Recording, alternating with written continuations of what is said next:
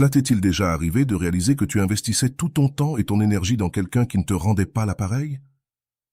Si c'est le cas, cette vidéo est faite pour toi. Cesser de donner la priorité à ceux qui ne te valorisent pas changera ta vie, car cela te permettra de concentrer ton énergie sur ceux qui te considèrent réellement comme une priorité. Dans cette vidéo, nous allons approfondir une phrase puissante que tu as probablement déjà entendue. Valorise qui te valorise et ne traite pas comme une priorité celui qui te considère comme une option. Cette simple affirmation contient une vérité essentielle que nous devons tous garder en tête, surtout lorsque nous sommes dans une relation ou tout type de connexion personnelle. Nous allons explorer le sens profond de ces mots et comment les appliquer peut transformer ta vie en t'aidant à cesser de consacrer du temps et de l'énergie à des personnes qui ne te rendent pas l'appareil. Ce que tu vas découvrir dans cette vidéo, c'est une analyse détaillée sur l'importance de s'entourer de gens qui te valorisent réellement. Nous verrons comment identifier quand quelqu'un te traite comme une option, comment réagir face à cette situation et ce que tu peux faire pour t'assurer que tu donnes la priorité aux bonnes personnes dans ta vie. Je te promets que si tu adoptes cette approche, tu commenceras à te sentir plus valorisé et à reprendre le contrôle de tes relations. À la fin de cette vidéo, tu sauras reconnaître les personnes qui te valorisent vraiment et, surtout, comment cesser de traiter comme une priorité ceux qui te voient uniquement comme une option. Tu vas apprendre à poser des limites émotionnelles et je te promets qu'en le faisant, tu te sentiras plus fort, plus sûr de toi et plus en paix avec toi-même. Ici, nous ne parlons pas seulement de relations amoureuses. Cela s'applique aussi aux amitiés, aux relations familiales et à tout type de liens. Alors, si tu en as assez de te sentir comme une option secondaire, reste avec nous, car ce que nous allons partager pourrait être exactement ce que tu as besoin d'entendre. Pourquoi continuons-nous à donner la priorité à des personnes qui ne nous valorisent pas? Il est crucial de comprendre une chose. Nous désirons tous être valorisés. C'est un besoin humain fondamental de se sentir important aux yeux des autres. Selon la théorie de l'attachement de John Bowlby, les êtres humains développent des liens émotionnels avec ceux qui les entourent, surtout lorsqu'ils sentent que leur identité et leur estime de soi sont liées à ces relations. C'est pourquoi, souvent, nous avons du mal à nous détacher de ceux qui ne nous valorisent pas comme nous le méritons. Mais fais attention, car voici le piège. Notre esprit a tendance à se concentrer sur ce qu'il n'a pas. Daniel Kahneman, expert en psychologie comportementale, explique que nous sommes programmés pour rechercher l'approbation, en particulier de ceux qui semblent les plus distants. Quand quelqu'un nous traite comme une option, inconsciemment, nous voulons obtenir son approbation, croyant que si nous y parvenons, tout aura un sens. Mais c'est un cercle vicieux. Plus nous cherchons cette validation, plus nous nous éloignons des personnes qui nous valorisent réellement. De plus, il ne faut pas oublier que nous sommes souvent attachés à l'idée de ce que nous aurions pu être dans cette relation. Dans son livre « L'art d'aimer », Erich Fromm explique que les êtres humains ont tendance à projeter leurs propres désirs et espoirs sur les autres. Parfois, nous idéalisons l'autre personne, et même si nous voyons qu'elle ne nous traite pas comme nous le méritons, nous nous accrochons à l'idée qu'un jour elle le fera. C'est l'une des raisons pour lesquelles nous continuons à donner la priorité à quelqu'un qui ne nous valorise pas.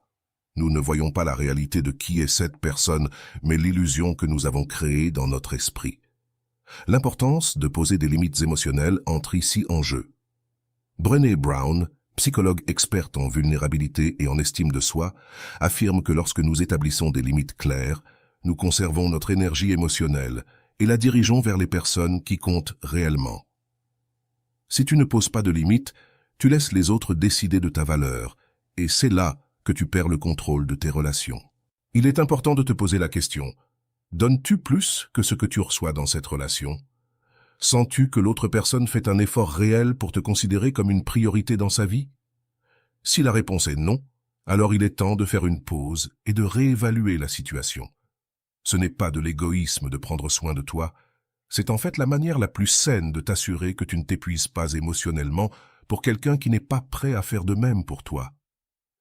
Cela signifie que tu dois ajuster la manière dont tu gères ton temps et ton énergie émotionnelle. Quand quelqu'un te traite comme une option, tu dois apprendre à poser des limites et à te protéger émotionnellement pour ne pas te fatiguer en vain.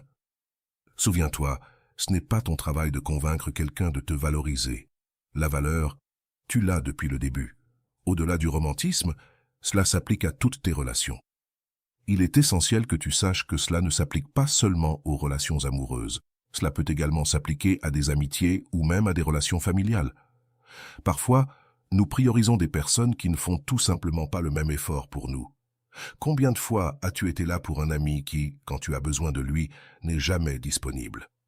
Ou peut-être dans ta famille, tu te sens comme la personne qui donne toujours sans rien recevoir en retour. Cela s'applique de la même manière. Tu dois valoriser ceux qui te valorisent et ne pas investir autant dans ceux qui ne te voient que lorsque cela les arrange. C'est ici que je veux que tu fasses une réflexion profonde. Es-tu entouré de personnes qui te font sentir important? Ou au contraire, sens-tu qu'elles ne te cherchent que lorsqu'elles ont besoin de quelque chose de toi? Si la réponse est la seconde, il est temps que tu commences à faire des changements dans ton cercle proche. Et attention, car nous ne parlons pas d'être froid ou calculateur, nous parlons de prioriser ton bien-être émotionnel. Et cela commence par reconnaître qui te valorise réellement. Le psychologue Marshall Rosenberg, créateur de la communication non violente, propose que tu doives exprimer tes besoins et être clair sur ce que tu ressens dans tes relations. Si tu sens que quelqu'un ne te valorise pas, il est important de le lui communiquer. Parfois, les gens ne se rendent même pas compte qu'ils te traitent comme une option. Mais si, après avoir exprimé tes besoins, les choses ne changent pas, alors il est temps de mettre en pratique ce dont nous parlons. Commence à valoriser davantage les personnes qui te voient comme une priorité et à te distancer émotionnellement de celles qui ne le font pas. Histoire vraie, comment Andrea a appliqué cette leçon dans sa vie?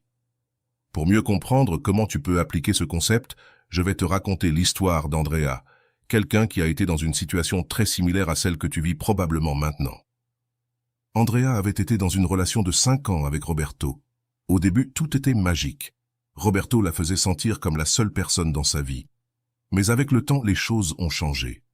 Roberto a commencé à se distancer, il était plus concentré sur son travail et ses loisirs, et Andrea est passée d'une priorité à se sentir comme une option. Ce qui faisait le plus de mal à Andrea, c'était que, quand Roberto avait besoin d'elle, elle était toujours là, mais quand elle voulait passer du temps avec lui, il y avait toujours une excuse. « Je suis très occupé, on remet ça à plus tard, je ne peux pas maintenant. » Andrea a commencé à se sentir invisible dans sa propre relation. Elle savait que quelque chose n'allait pas, mais elle continuait à investir tout dans la relation, espérant que les choses redeviennent comme avant. Une nuit, après que Roberto ait annulé un autre rendez-vous, Andrea a décidé qu'elle ne pouvait plus continuer ainsi. Elle a réalisé qu'elle priorisait quelqu'un qui ne la voyait pas de la même manière. Elle se souvint d'une phrase que sa mère lui disait souvent. « Valorise celui qui te valorise et ne fais pas de priorité celui qui te traite comme une option. » Cette phrase résonna dans son esprit comme jamais auparavant.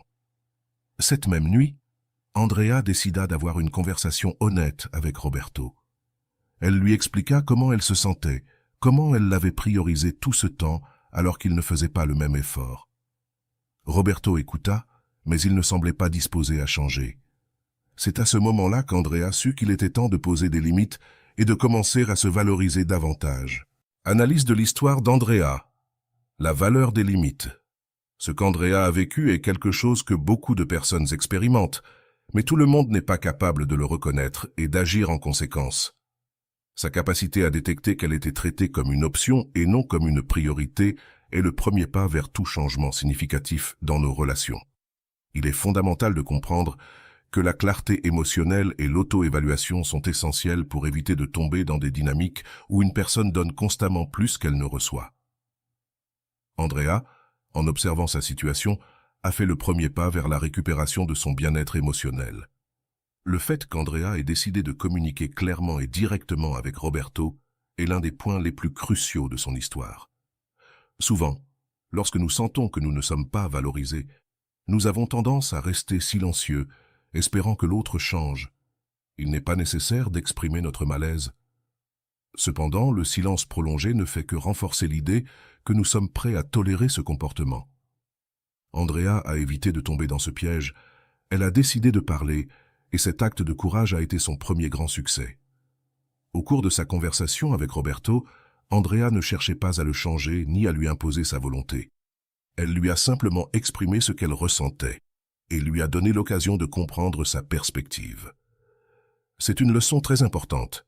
Il ne s'agit pas toujours d'exiger des changements immédiats chez les autres, mais de mettre nos sentiments et nos besoins sur la table de manière honnête. À partir de là, l'autre personne peut choisir d'agir ou non. En conséquence, lorsque Roberto n'a pas montré d'intérêt à changer son attitude, Andrea a pris une décision ferme. C'est ici que son histoire se démarque. Elle ne s'est pas laissée piéger en attendant qu'il agisse comme elle le souhaitait.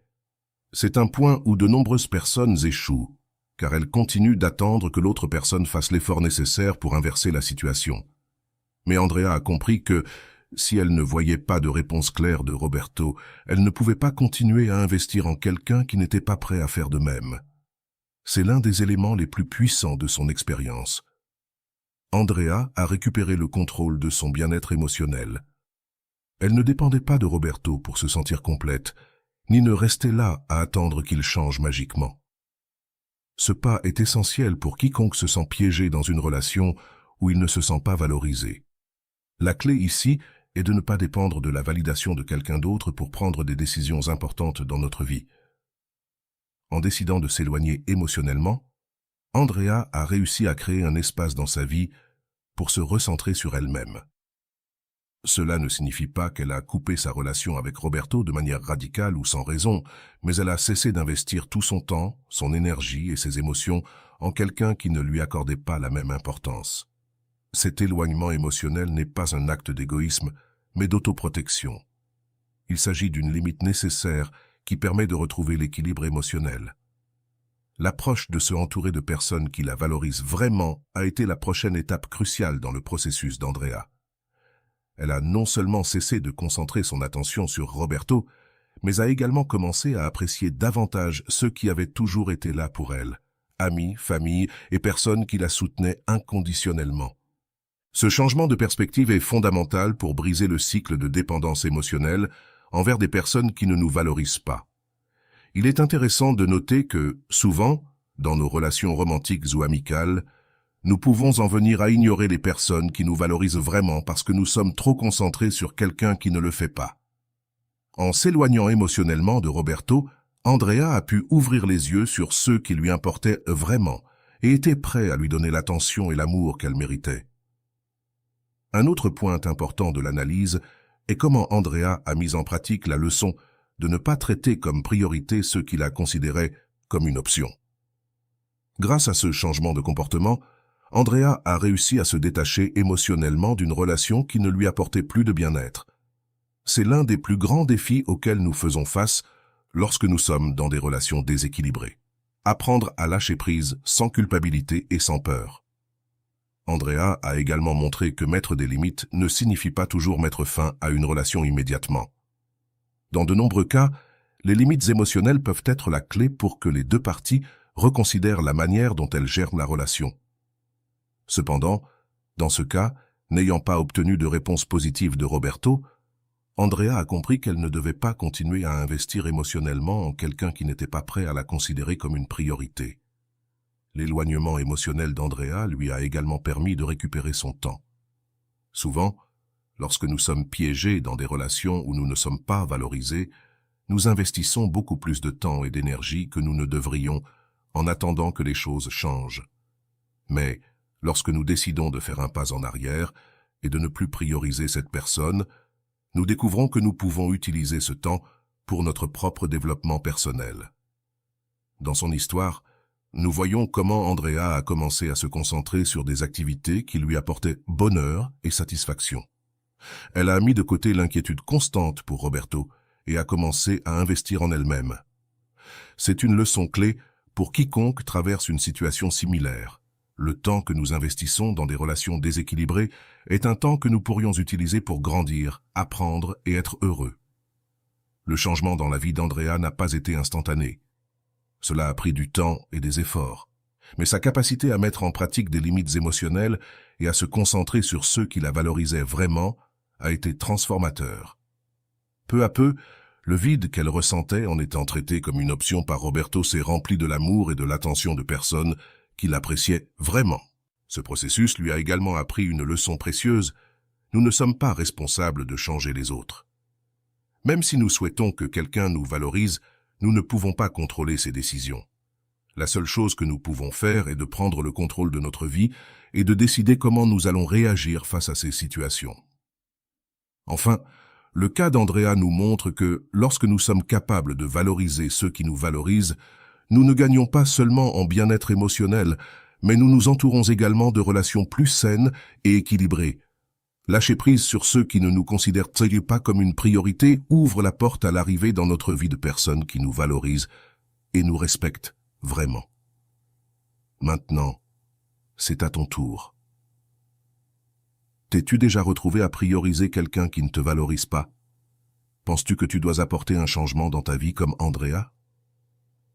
Fais-le moi savoir dans les commentaires, partage ton expérience et dis-moi si tu as déjà eu le sentiment de donner trop sans recevoir la même chose en retour.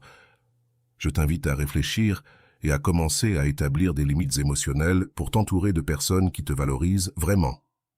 Nous aimerions te lire et apprendre de ton expérience.